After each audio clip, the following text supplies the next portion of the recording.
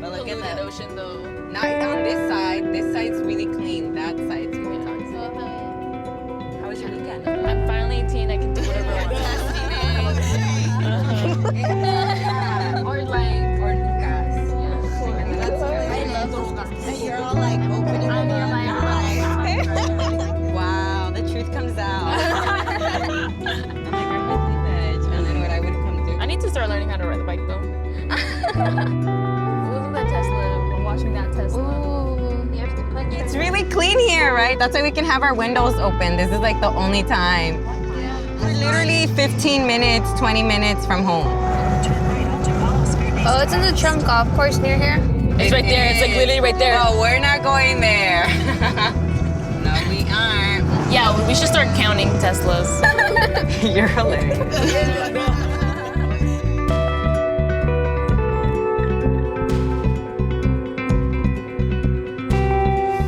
It smells sweet. It smells It smells sweet. like happiness. If you look down there, it looks so ugly. Hey, that's home. No, but like ugly, like as in the refinery, See though. the smog coming out. Yeah, from you can see it. the smog. It's all like gray. Oh yeah, you're right. It's just gray. We just didn't realize what it was until Yeah. we actually were taught that, oh, that's pollution that you're breathing in every day.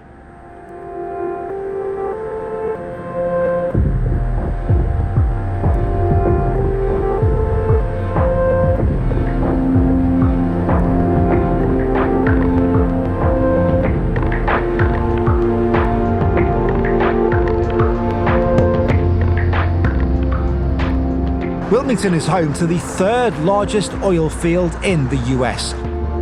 Almost every street has a view of the industry. Los Angeles and the nearby city of Long Beach have the worst ozone pollution in the country. That's according to a report last year from the American Lung Association. The air here in Wilmington is particularly bad, with the pollution burden sitting at 100, according to the California Environmental Protection Agency. You imagine a scale where 0 is fantastic air quality, 100 is terrible. Here in this neighborhood, it's as bad as it gets.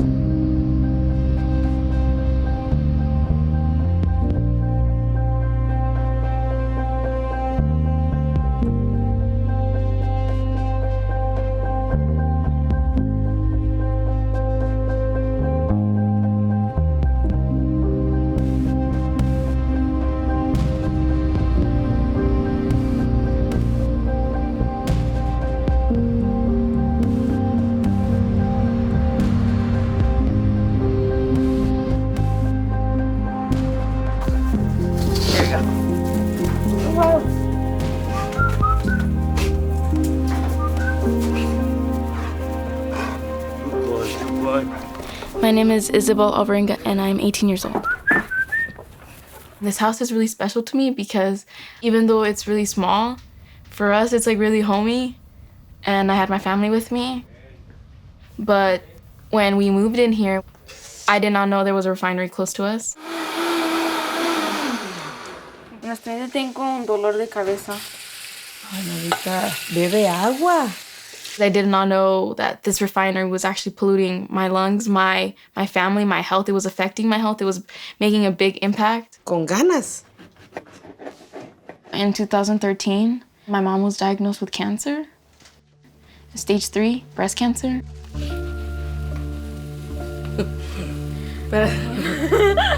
Eso, así, si uno tiene que ayudarse. Eso, ya ves que podés. Obvio que Eso. puedo, pero you know. Así me gusta. I did not know what cancer was. As a 13-year-old, I went on Google and I found out that like you can possibly die. And every single day, this is a constant fear, a stress. I'm just afraid that I won't make it to like my 30s if I don't do anything about this.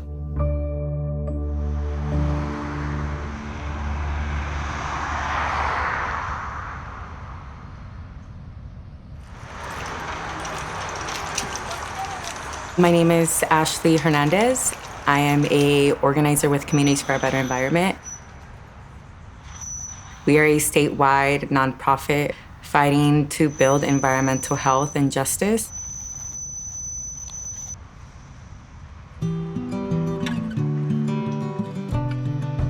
CBE is all about community. Like the people that I see, they're just like me. They're people that have families, they're people that have dreams, they're people that came to Wilmington wanting to have the best, never knowing that a threat could linger in the background. We have to recognize that our access to clean air and access to clean water, it was taken from us. There was a past where we had a clean neighborhood and healthy neighbors. And you're not just seeing a Wilmington resident, you're seeing somebody that's dealing with the impacts of one of the most contaminated and toxic communities in the state of California.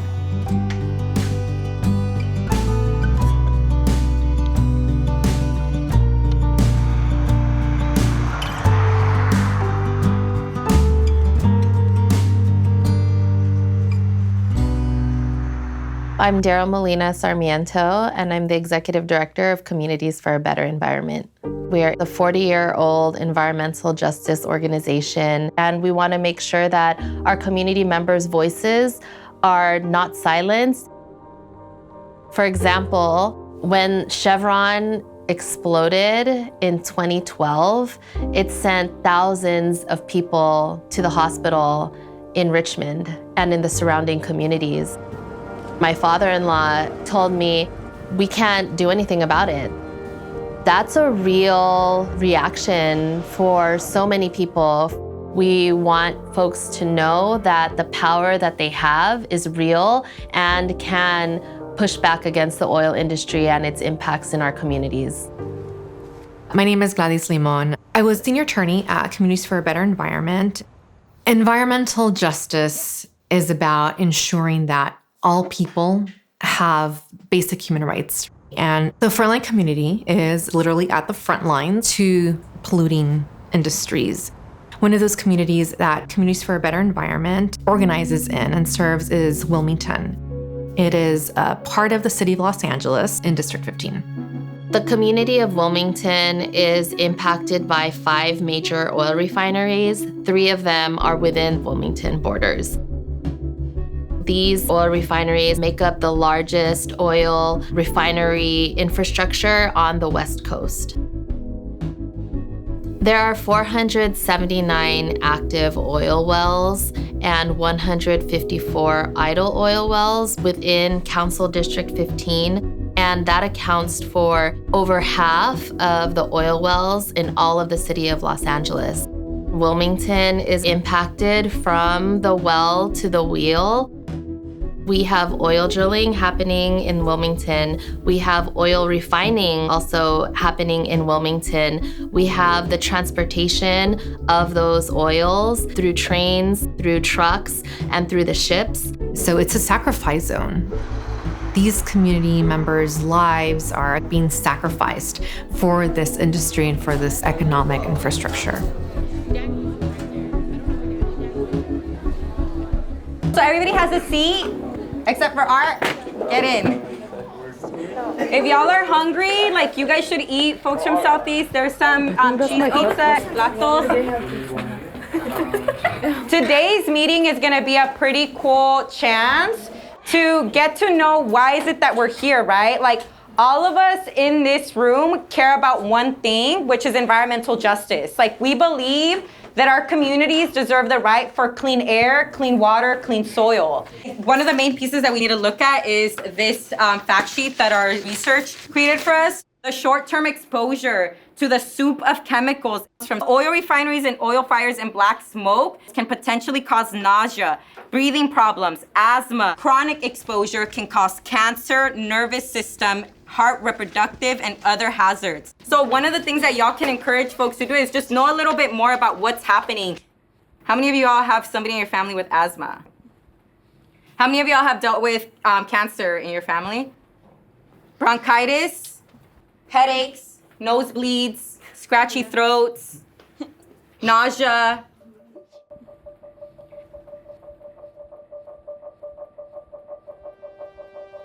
We are the physical representation of that data. What's a sensitive area or sensitive receptor that has oil drilling in your community? The church. The church. It's where they gather and they pray, and there's oil drilling in their parking lot. So right where you pray, you have an oil drilling site. Hospitals. Hospitals, yeah. The irony of having oil drilling sites next to a hospital. For real. It's not that great, right? The emissions coming from oil drilling sites are not creating healthy people. And our council member has yet to do a single thing about it. These are symptoms to the environmental injustices we have to deal with every day. But it doesn't have to be like that. We're gonna demand LA City Council create a 2,500 foot buffer zone between community sources and oil drilling wells. Our lives are not up to these agencies and to these politicians. It's up to us to make sure that we have our justice in our communities.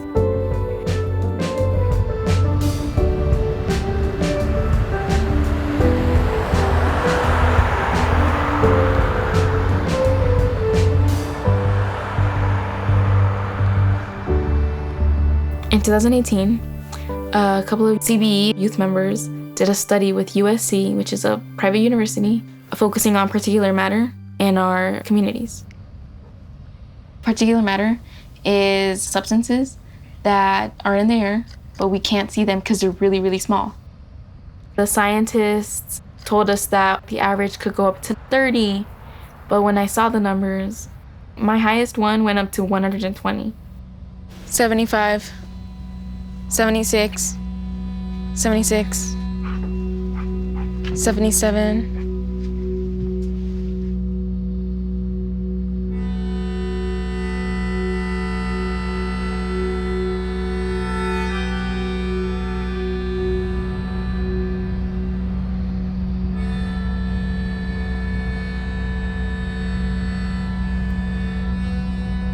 In Wilmington, these oil drilling sites are in backyards. It's really scary. Or like 5 minutes away from my house, and they operate for 24 hours, every day.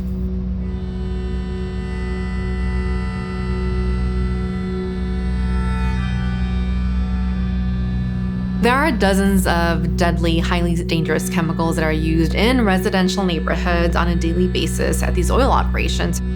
Crystalline silica, methanol, hydrofluoric acid, formaldehyde, butoxyethanol, xylene, aluminum oxide, and there are a host of others that we don't know about that are hidden from the public's view under trade secret laws. And because we cannot prove that this particular cancer was caused by this particular chemical from this specific refinery, we don't have accountability. And residents are the ones who are paying for this.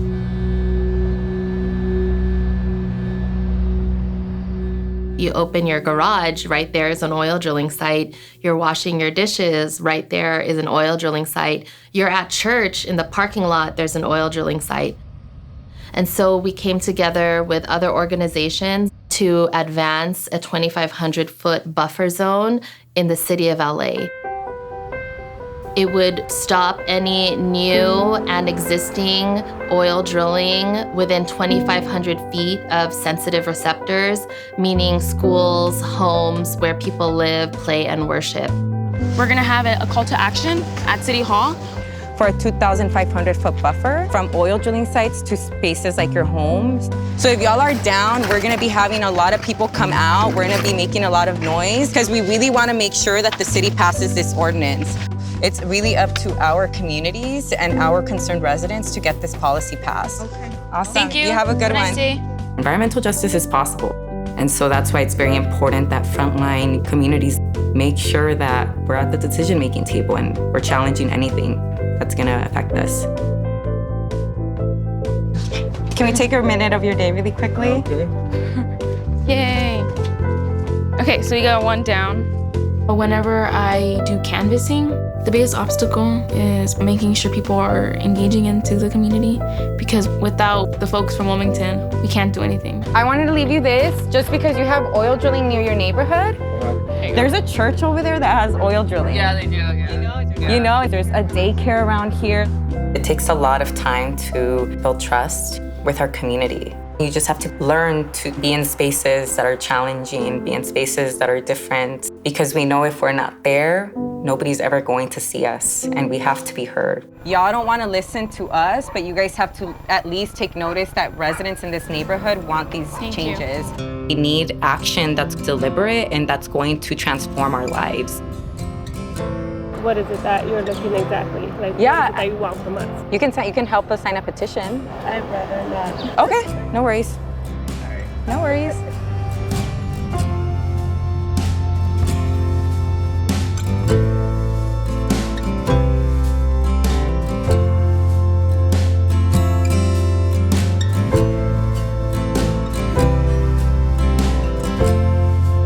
The oil industry has so much money. They are funding the Boys and Girls Club. They fund the schools.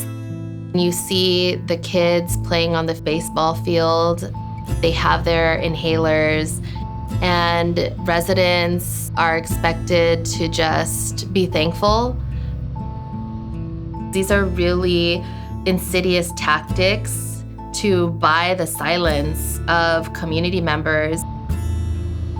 You know, when I've spoken to public health officials and elected officials and their staffs, they will be the first to say, I wouldn't have my children living next to these operations.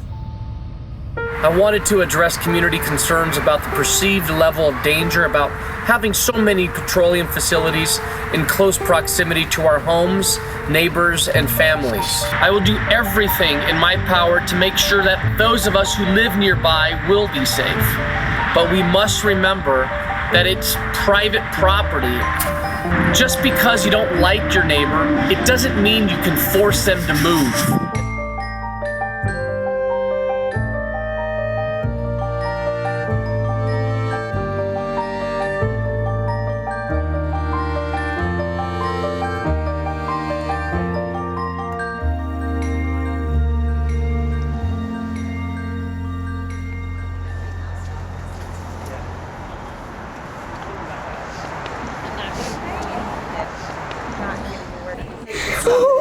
Dang, this is scary. Oh my god. The thing is, you have 1 minute to tell them like why you're here. I feel like at the end you need to make sure you call them out. Yeah. I'm Beatriz Carrillo. I'm 16 years old. I've lived in Wilmington my whole life.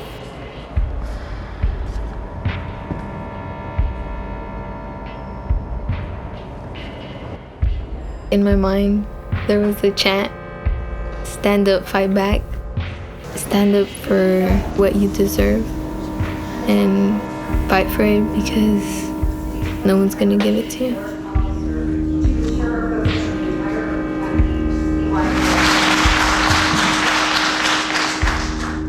I'm Beatriz, a junior at Port of Los Angeles High School and a Youth for Environmental Justice member with Communities for a Better Environment.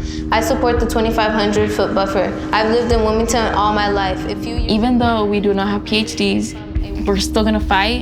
In 2012, 1,200 gallons of crude oil spilled on my street. No emergency evacuations, no state of emergency. Not even one representative from Buscaino's office came. I know that we're small, but we have a lot of power. This is why we need a 2,500 setback between homes, churches, schools, and oil drain sites.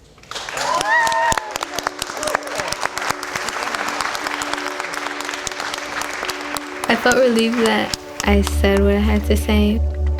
I feel like I made a difference, and I would do it again. I would do it 100,000 times. Young people are able to see things for what they are. Youth are leading the fight. This is a call to Councilman Joe Buscaino. Where have you been? Why have you been quiet while we face this threat? The youth don't back down, they fight back. My name is Isabel Ringa. I come from Wilmington. Today I'm here to represent my community because we want justice, we want freedom.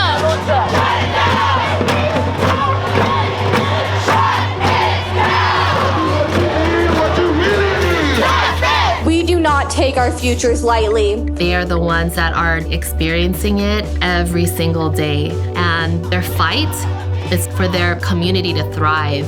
I believe it is a basic human right to breathe clean air and have access to safe drinking water. I fight so no other Angelino has to experience the nosebleeds that I've had to go through because of toxic emissions. It's very important that we remain strong and recognizing that the most powerful resource and most important resource in Wilmington is not oil. It's us. Stand LA has been an inspiration for all of our statewide partners, making sure that we have a 2,500-foot setback and also phase out all existing wells. When people say, why don't I leave? We just go to another state. I just answer, why am I gonna leave the bad stuff here and just move? I need to change this.